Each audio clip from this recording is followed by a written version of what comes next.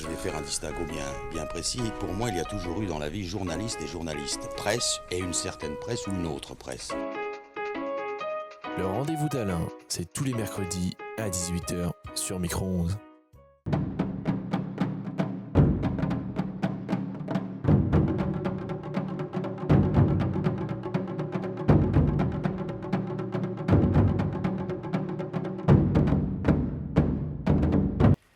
Bonjour, chers auditeurs de Micro-ondes. Bienvenue sur la radio qui vous réchauffe. Vous êtes en compagnie d'Ismaël Barry. Nous allons parler aujourd'hui d'un sport culturel, d'un sport coutumier, d'un sport sacré. Quand je vous dis 90 à 160 kilos, quand je vous dis les demi-dieux, quand je vous dis le Doyo ou encore le Japon, à quoi pensez-vous? Nous allons parler évidemment du sumo. Le sumo qui est un sport culturel japonais créé en 712 dans le Koriki. La particularité de ce sport ou encore sa beauté est tous ces petits rituels qu'il y a autour du combat, avant le combat comme après le combat. Mais attention parce que le sumo c'est aussi assez de scandales tels que des agressions sexuelles, des assassinats, des mails truqués ou encore des liens directs avec la mafia. Pour en savoir plus, veuillez rester branché, attentif et c'est tout ce qu'on vous demande.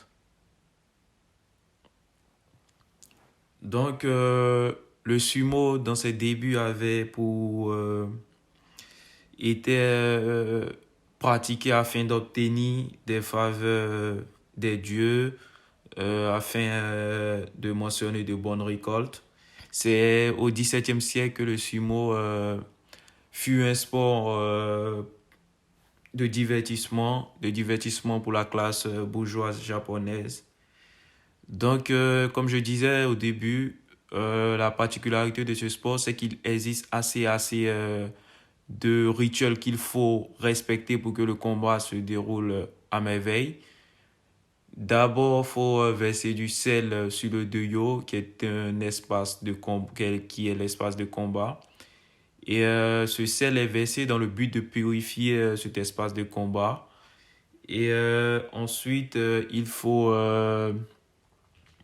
les combattants doivent dans un premier temps se taper les mains afin d'attirer l'attention des dieux, doivent dans un second temps taper les pieds au sol afin de chasser tout mauvais esprit qui peut y être dans les lieux. Et enfin, après le combat, il y a un Makushita qui entrera sur le ring, sur l'espace du combat, afin d'effectuer une danse avec un acte, une danse de bonté. Voilà. En ce qui concerne une référence de ce sport, on peut citer le légendaire, l'incroyable, le talentueux Akimoto, décédé en 2016. Mais Akimoto, c'est une légende de ce sport. Son poids était de 126 kilos.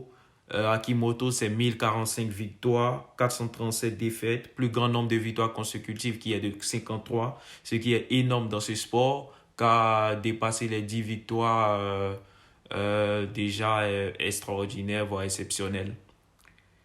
En ce qui concerne les scandales dans ce sport, il y en a assez. D'abord, les agressions sexuelles. Comme exemple, on peut citer l'arbitre le plus gradé de la fédération de sumo qui a été accusé d'agression sexuelle par son confrère mineur. Il s'agit bien de Shikomori Inasuke, accusé d'agression sexuelle qui a été exclu de la fédération.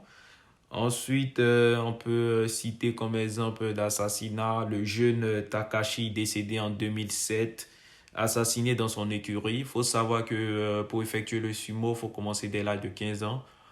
Du coup, les jeunes entrent dès l'âge de 15 ans dans les écuries, c'est-à-dire dans des centres de formation en griffes du sumo.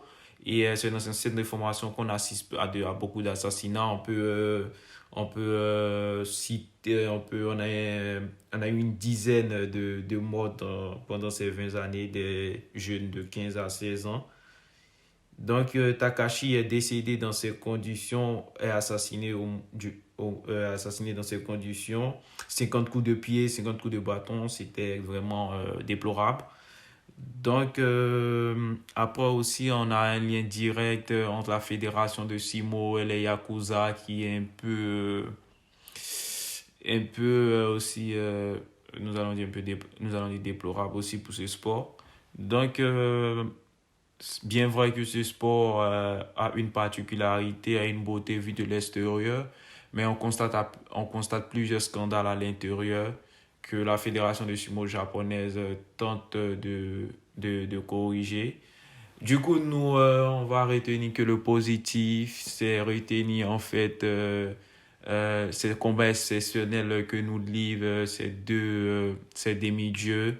Et donc, pour tous ceux qui aimeraient participer à un combat de sumo, va falloir s'y prendre de tôt. Il y a au total 6 tournois dans toute l'année. Les billets sont chers, donc va falloir réserver les billets tôt. Merci d'avoir écouté ce rendez-vous d'Alain. Et Micro-ondes vous donne rendez-vous le mercredi prochain pour un nouvel épisode. Bisous chaleureux à tous les éditeurs et merci, bonne journée à vous.